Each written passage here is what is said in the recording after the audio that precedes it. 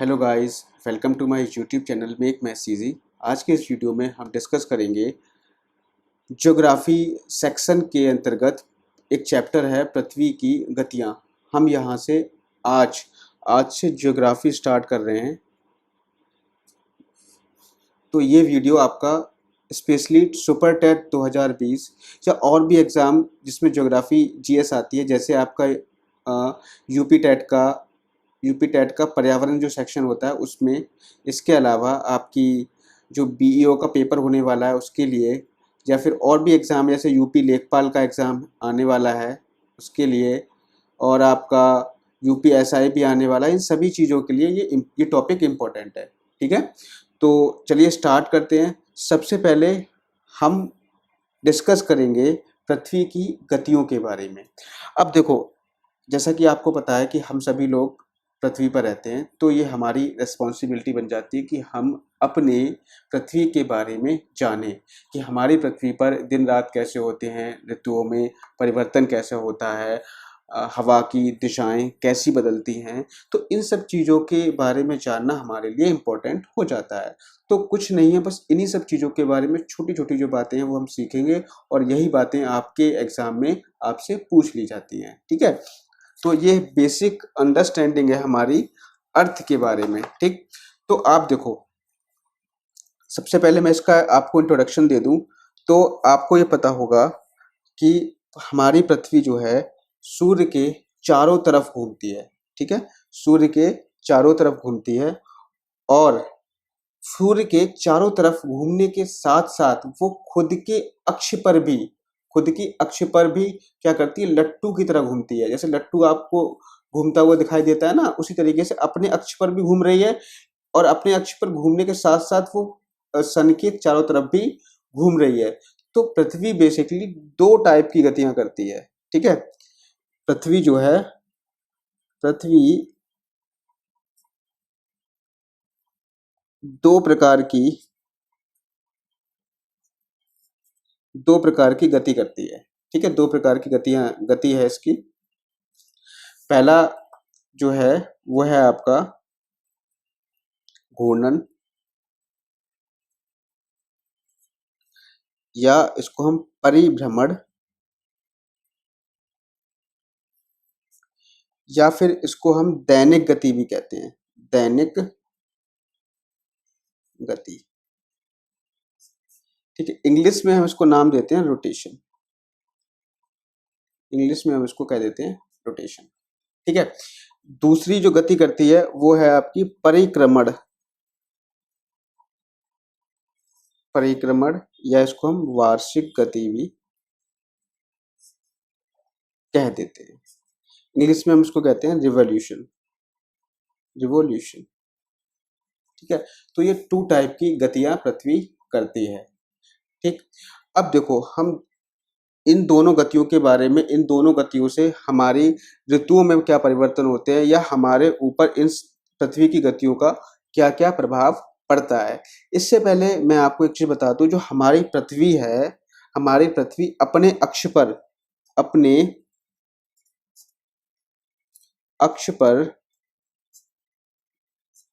23.5 degree झुकी हुई है।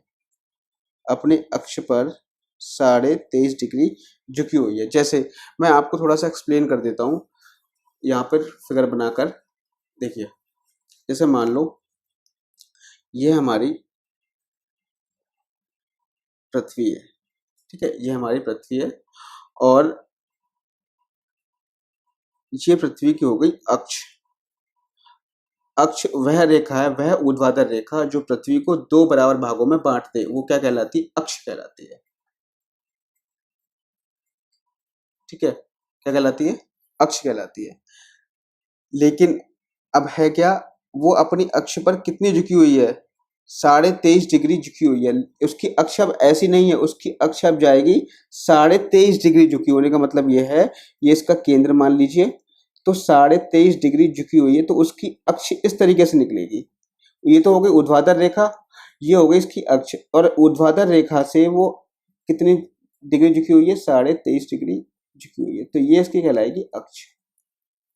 ठीक है, ये एक ऊर्ध्वाधर रेखा हो गई। ऊर्ध्वाधर रेखा से कितने झुकी हुई है, अपने अक्ष पर 23.5 डिग्री झुकी हुई है, मतलब इस तरीके से वो घूमती है और मतलब अपने अक्ष पर इस तरीके से घूमती है और सूर्य के चारों तरफ भी इसी तरीके से घूमती है। ठीक है, तो एक तो ये चीज हो गई। दूसरी चीज, पृथ्वी का जो आकार है, पृथ्वी का थोड़ा इधर कर लेते हैं, पृथ्वी का जो आकार है वो है भू आब। भू आब, इसको इंग्लिश में हम कहते हैं ज्वाइड। ज्वाइड, ठीक है। ज्वाइड आकार होने के कारण इसके आधे भाग पर सूर्य का प्रकाश पड़ता है और आधे भाग पर प्रकाश नहीं पहुंच पाता, जिससे क्या होता है कि उत्तरी ध्रुव पर 6 महीने का, कभी 6 महीने के दिन या रात, और कभी दक्षिण ध्रुव पर 6 महीने के दिन या रात होते हैं। ठीक है, तो इस तरीके से होता क्या है कि पृथ्वी का आकार भूआब होने के कारण इसके आधे भाग पर दिन रहता है और आधे भाग पर रात रहती है। समझ में आ गया? ठीक है, अब आगे देखो। अब हम बात कर लें इसकी गति के बारे में। गति मैंने आपको दो टाइप की बताई थी, घूर्णन या परिभ्रमण गति, और दूसरी बताई थी परिक्रमण या वार्षिक गति। अब हम बात करेंगे पहली जो गति है उसकी, वो है घूर्णन गति। घूर्णन गति,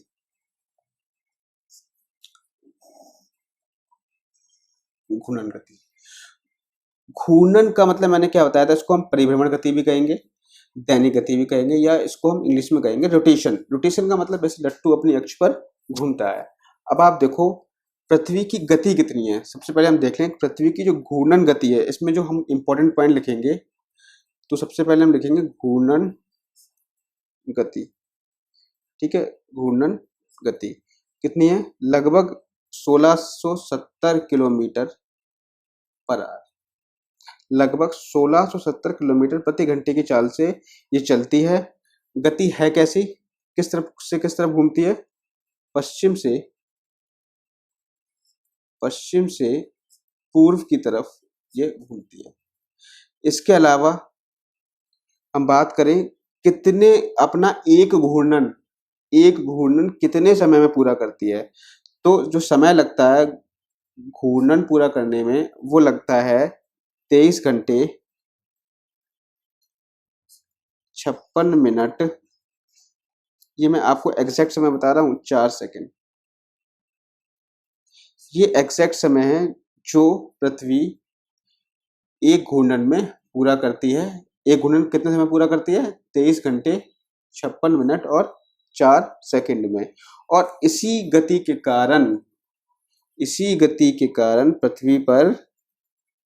पृथ्वी पर दिन व रात भी होते हैं, तो आपसे क्वेश्चन कभी कभी ये पूछ लेता है कि पृथ्वी पर दिन और रात किस गति के कारण होते हैं, तो आप बताओगे कि पृथ्वी पर दिन और रात पृथ्वी की घूर्णन गति के कारण होते हैं। समझ में आ गया? अब हम देखेंगे घूर्णन गति के क्या क्या प्रभाव पड़ते हैं। घूर्णन गति के प्रभाव के बारे में हम पढ़ेंगे। तो देखो पहला जो प्रभाव पड़ता है घूर्णन गति का, पृथ्वी जब अपने अक्ष पर घूमती है तो उसका क्या प्रभाव पड़ता है। पहला प्रभाव तो ये है कि दिन व रात, मैंने आपको बताया था दिन व रात जो होते हैं वो पृथ्वी की घूर्णन गति के कारण ही होते हैं। तो पहला पॉइंट तो ये हो गया। दूसरा पॉइंट अगर हम देखें, सॉरी वो वीडियो में थोड़ी प्रॉब्लम आ गई थी, मैं आपको समझा रहा था तो वीडियो मेरा स्टॉप हो गया था, तो मैं आपको समझा देता हूँ। पहला तो मैं आपको बता चुका था कि घूर्णन गति के कारण ही क्या होते हैं, पृथ्वी पर दिन व रात होते हैं, और कैसे होते हैं मैं आपको बताऊंगा। दूसरा देखिए, हवाओं व धाराओं की दिशा का बदलना। हवाओं व धाराओं की दिशाओं का बदलना भी किसके कारण होता है, घूर्णन गति के प्रभाव के कारण होता है। हवा व धारा की दिशा बदलती क्यों है, क्योंकि ये क्या होता है, जब पृथ्वी अपने अक्ष पर घूमती है या घूर्णन गति करती है तो एक बल की उत्पत्ति होती है जिसे हम कोरियोलिस बल कहते हैं। इस कोरियोलिस बल के कारण उत्तरी गोलार्ध में पवनें अपनी दाईं ओर और दक्षिणी गोलार्ध में अपने बाईं ओर मुड़ जाती हैं। कैसे क्या होता है, इन सब के बारे में मैं आपको आगे पढ़ाऊंगा जब ये चैप्टर आएगा। ठीक है, फिलहाल आप इतना ध्यान रखिए की जो दिशाओं का परिवर्तन होता है वो घूर्णन गति के कारण होता है, या फिर हम कहें कि कोरियोलिस बल पृथ्वी की किस गति के कारण उत्पन्न होता है, तो वो घूर्णन गति के कारण उत्पन्न होता है। तीसरा है ज्वार भाटा की दैनिक या अर्ध आवृत्ति की दिशाएं, मतलब ज्वार भाटा कि जैसे ज्वार भाटा कितना प्रबल है, कितना कमजोर है, तो या फिर ज्वार भाटा किस कारण आ रहा है, तो वो घूर्णन गति के ज्वार भाटे पर पृथ्वी की घूर्णन गति का प्रभाव भी पड़ता है। ठीक है, तो इस तरीके से ये 3 प्रभाव हो गए पृथ्वी की घूर्णन गति के कारण, जिसका 2 इंपॉर्टेंट है, दिन व रात किसके कारण होते हैं, घूर्णन गति के कारण होते हैं, ये कई बार पूछा जा चुका है। या कोरियोलिस बल किस गति के कारण उत्पन्न होता है पृथ्वी की, तो घूर्णन गति के कारण उत्पन्न होता है। या ज्वार भाटा भी किस गति के कारण उत्पन्न होता है, तो वो पृथ्वी की घूर्णन गति के कारण भी उत्पन्न होता है। ठीक है, अब हम बात करेंगे पृथ्वी की परिक्रमण गति के बारे में। परिक्रमण गति, तो टॉपिक डाल लीजिए परिक्रमण गति। इसको हम वार्षिक गति या इंग्लिश में इसको हम कहते हैं रिवॉल्यूशन। ठीक है, वार्षिक गति या अंग्रेजी में इसको हम रिवॉल्यूशन भी कहते हैं। तो अभी हमने घूर्णन गति के बारे में पढ़ा और मैंने आपको बताया कि घूर्णन गति जो होती है वो पृथ्वी जब अपनी अक्ष पर घूमती है लट्टू की तरह, तो उसे हम क्या कहते हैं, घूर्णन गति कहते हैं। अब होता क्या है, पृथ्वी एक दूसरी गति भी करती है। जब पृथ्वी सूर्य के, जैसे ये मान लीजिए यहाँ पर ये कोई सूर्य है, सन है, और ये हमारी पृथ्वी हो गई। ठीक है, ये पृथ्वी हो गई। तो पृथ्वी जब सूर्य के चारों तरफ घूमती है, एक तो ये खुद अपने अक्ष पर घूम रही है और सूर्य के चारों तरफ भी घूमती है इस तरीके से, कभी यहाँ पर आ गई, तो कभी यहाँ पर इस पोजीशन पे आ गई, कभी इस पोजीशन पे आ गई। ठीक है, तो ये पृथ्वी क्या करती है, पृथ्वी जब सूर्य के चारों ओर चक्कर लगा रही है, घूम रही है, ठीक है, और ये घूम रही है, तो इस गति को हम क्या कहेंगे, परिक्रमण गति कहेंगे। पृथ्वी का सूर्य के चारों ओर दीर्घवृत्ताकार कक्षा में चक्कर लगाना क्या कहलाता है, परिक्रमण गति कहलाता है। तो यहां लिख लीजिए, पृथ्वी का सूर्य के चारों ओर घूमना, या घूमने के लिए चक्कर लगाना, चक्कर लगाना क्या कहलाएगा, परिक्रमण गति कहलाएगा। अब बात यह आती है, चलो परिक्रमा गति हो गई, लेकिन परिक्रमा, सूर्य की पूरी परिक्रमा करने में समय कितना लगता है, तो समय लगता है आपका 365 दिन 5 घंटे 48 मिनट और आपके 46 सेकंड।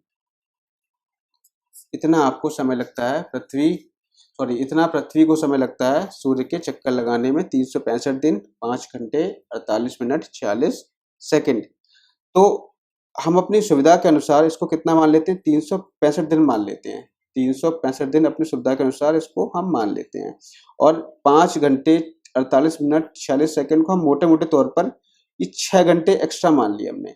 अब यही 6 घंटे जब एक साल में 6 घंटे अतिरिक्त आ रहे हैं, 4 साल में क्या आएंगे, 24 घंटे अतिरिक्त आएंगे। तो 24 घंटे का एक दिन होता है, तो 4 साल में क्या होता है, एक अतिरिक्त दिन बन जाता है। तो 4 साल में एक चौथा वर्ष जो होता है वो आपका लीप ईयर होता है। ठीक है, लीप ईयर होता है।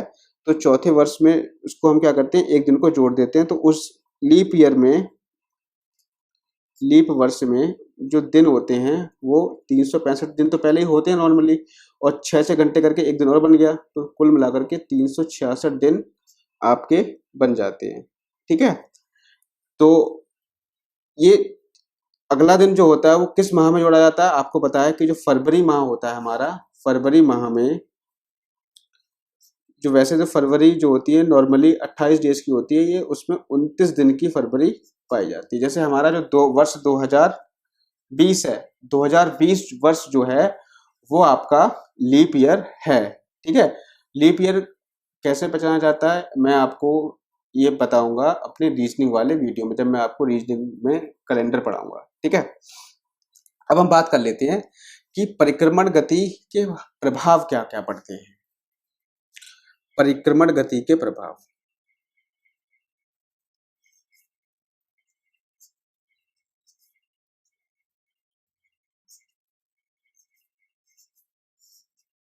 परिक्रमण गति के प्रभाव क्या क्या पड़ते हैं।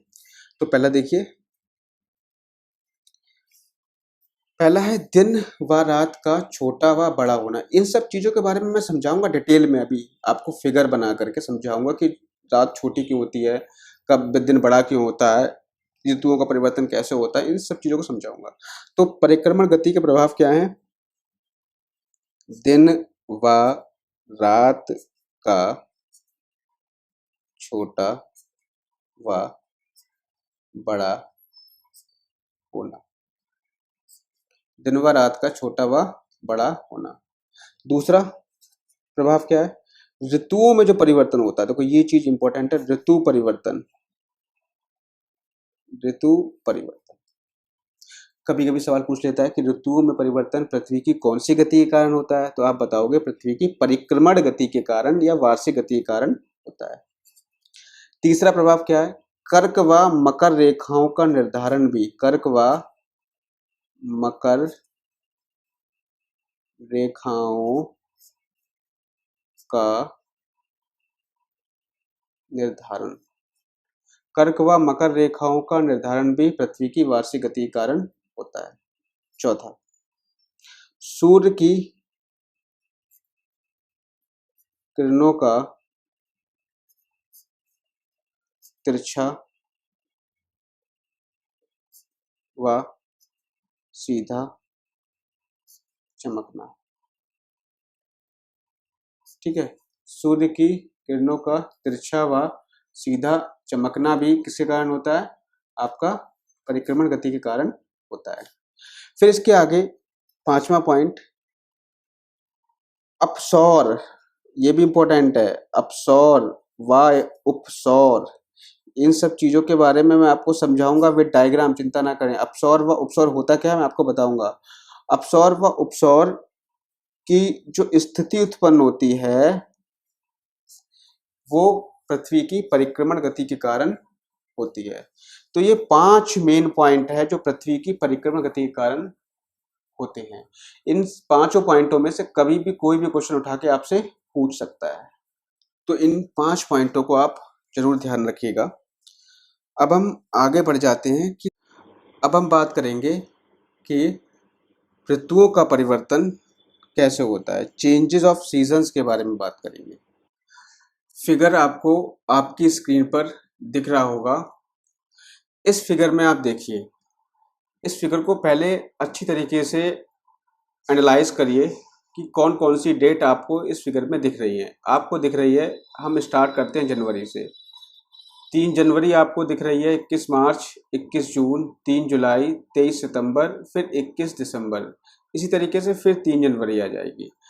तो इस फिगर के माध्यम से हम ये जानेंगे कि ऋतुओं का परिवर्तन होता किस प्रकार से है।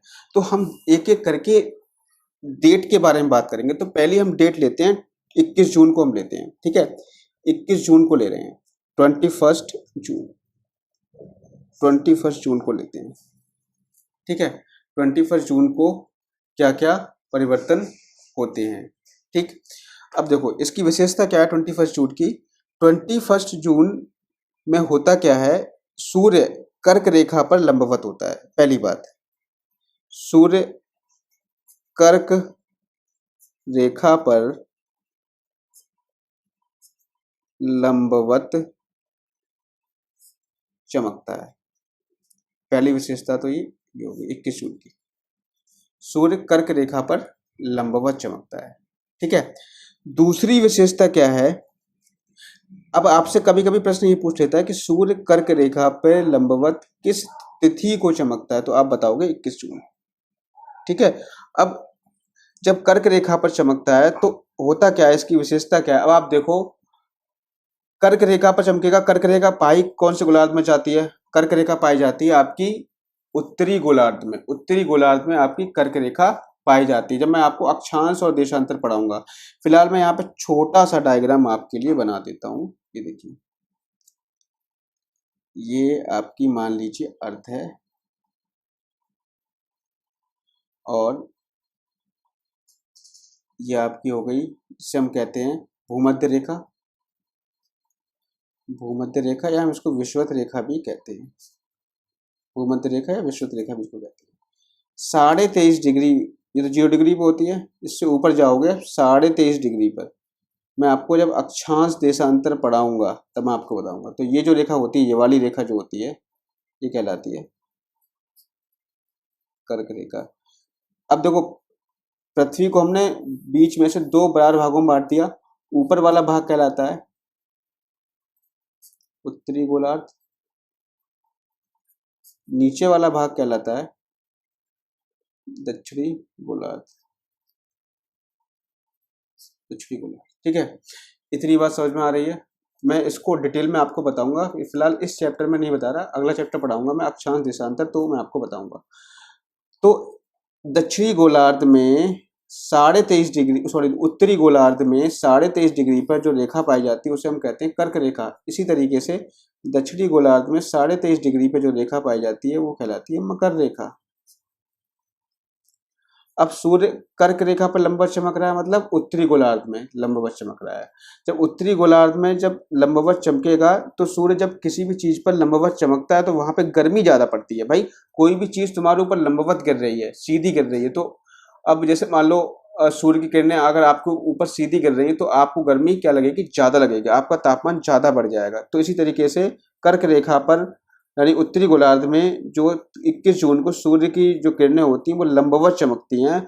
तो लंबवत चमकने के कारण यहाँ पर क्या होते हैं, ग्रीष्म ऋतु होती है। इधर क्या होती है, ग्रीष्म ऋतु होती है, और आपके दक्षिणी गोलार्ध में शरद ऋतु होती है, ठीक है। तो यहाँ पर क्या, इसके कारण क्या होता है, आपका उत्तरी गोलार्ध में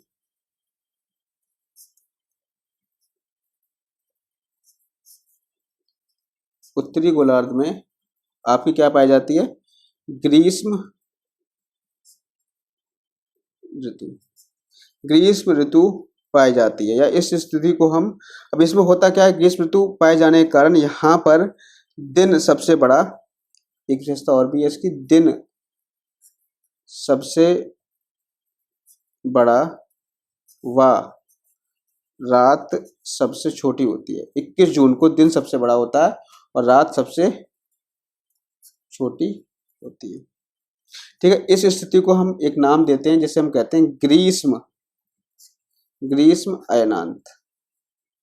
इस स्थिति को हम ग्रीष्म अयनांत, या इंग्लिश में इसको हम कहते हैं समर सॉल्स्टिस कहा जाता है। समझ में आ रहा है। तो 21 जून की विशेषता क्या हो गई, 21 जून को सूर्य कर्क रेखा पर लंबवत चमकता है।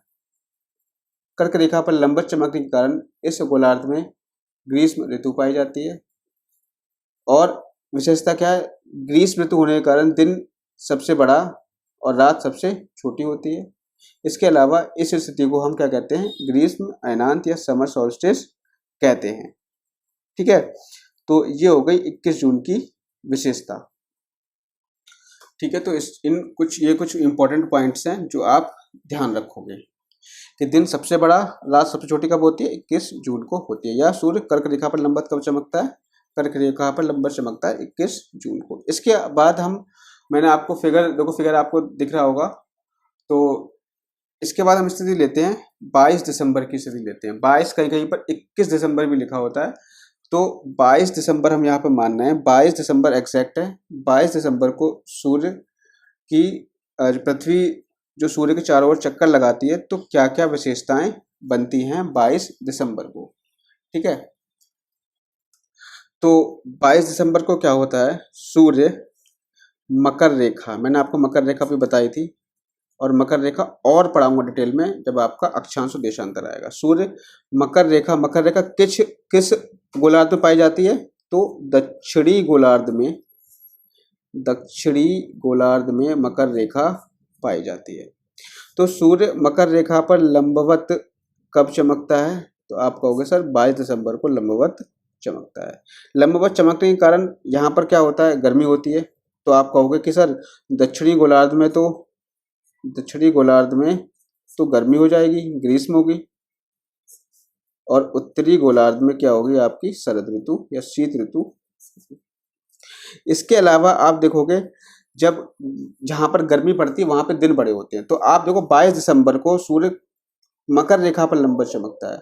मकर रेखा पर लंबवत चमकने के कारण यहाँ पे गर्मी सबसे ज्यादा होगी। गर्मी जब सबसे ज्यादा होगी तो यहाँ पर 22 दिसंबर का जो इसमें होता है दिन सबसे बड़ा, कहाँ पर, इस जगह पे 22 दिसंबर, इस दिन दक्षिणी गोलार्ध में जो दिन होता है, दक्षिणी गोलार्ध में दिन सबसे बड़ा व रात सबसे छोटी। चीज ध्यान रखना, दक्षिणी गोलार्ध में दिन सबसे बड़ा व रात सबसे छोटी होती है। ठीक है, इतने बात समझ में आ गई। अब बात आती है कि हमने इससे पहले ग्रीष्म अयनांत पढ़ा था। क्यों? क्योंकि उत्तरी गोलार्ध में 21 जून को बहुत ज्यादा गर्मी थी, इसीलिए उस स्थिति को हमने कहा था ग्रीष्म अयनांत। अब इस कंडीशन में भी हम उत्तरी गोलार्ध को ही देखेंगे। उत्तरी गोलार्ध में क्या होगा बताओ, शीत ऋतु होगी या ग्रीष्म ऋतु होगी? उत्तरी गोलार्ध में अभी मैंने बताया कि दक्षिणी गोलार्ध में ग्रीष्म होता है, उत्तरी गोलार्ध में शीत होता है। तो यहाँ पर उत्तरी गोलार्ध में शीत ऋतु होगी, इसीलिए इस स्थिति को हम शीत अयनांत या इसको हम दक्षिण अयनांत भी कहते हैं, दक्षिण अयनांत, या फिर इसको हम कह सकते हैं winter solstice, winter solstice, winter solstice भी इसको हम कह सकते हैं। ठीक है, तो ये चीज हो गई। अब देखो एक चीज मैंने आपको उसमें नहीं बताई थी किचुन वाले में, तो स्थिति जो होती है आपकी 23 सितंबर से 22 दिसंबर तक की जो स्थिति होती है, मतलब जब पृथ्वी सूर्य के चक्कर लगाती है 23 सितंबर से 22 दिसंबर तक चक्कर लगाती है, तो इस स्थिति को हम दक्षिणायन कहते हैं। दक्षिणायन का मतलब ये होता है कि सूर्य जो है 23 सितंबर के बाद दक्षिणी गोलार्ध की तरफ चमकना चालू कर देता है। 23 सितंबर के बाद सूर्य दक्षिणी गोलार्ध की तरफ अपनी किरणों को डालना प्रारंभ कर देता है, तो इस स्थिति को हम कहते हैं दक्षिणायन। और उत्तरायण भी कहते हैं। उत्तरायण की स्थिति कब होती है? 21 जून को। 21 जून को क्या होता है? 21 मार्च से, तो मैं यहाँ बता दे रहा हूँ, 21 मार्च से 21 जून की जो अवधि होती है, 21 मार्च से 21 जून की जो अवधि